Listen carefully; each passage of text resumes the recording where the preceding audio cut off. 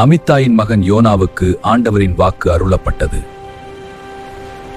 நீ புறப்பட்டு நினிவே மாநகருக்கு போய் அதற்கு அழிவு வரப்போகிறது என்று அங்குள்ளோருக்கு அறிவி. தர்சீசுக்கு எழுங்கள்.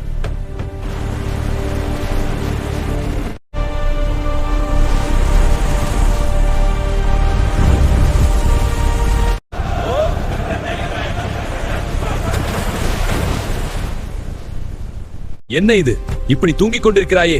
எழுந்திரு. ஒருவேளை அந்த தெய்வமாவது நம்மை காப்பாற்றலாம்.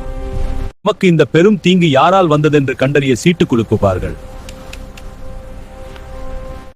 இப்பொழுது சொல், இந்த பெரும் தீங்கு யாரால் வந்தது? உன் வேலை என்ன? எங்கிருந்து வருகிறாய்? உன் நாடு எது? உன் இனம் எது? நான் ஓர் எபிரேயன், நீரையும் நிலத்தையும் படைத்த விண்ணக கடவுளாகிய ஆண்டவரை வழிபடுபவன். நாம் அந்த ஆண்டவரிடமிருந்து தப்பியோடி வந்ததாகவும் கூறு. எனவே அவர்கள் மிகவும் அஞ்சி, நீ ஏன் இப்படி செய்தாய் என்று கேட்டார்கள். கடல் கொந்தளிப்பு அடங்கும்படி நாங்கள் உன்னை என்ன செய்ய வேண்டும்? என்னை தூக்கி எறிந்து விடுங்கள். அதற்கு அவர், நீங்கள் என்னை தூக்கி கடலில் விழுங்கள், உங்களை தாக உண்டாயிற்று. எனும் அவர்கள் கரைக்கரை போய் சேரவேன் தண்டு வயிறலே.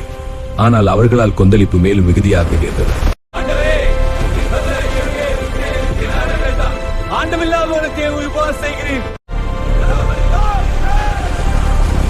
கடல் கொந்தளிப்பும் தணிந்தது.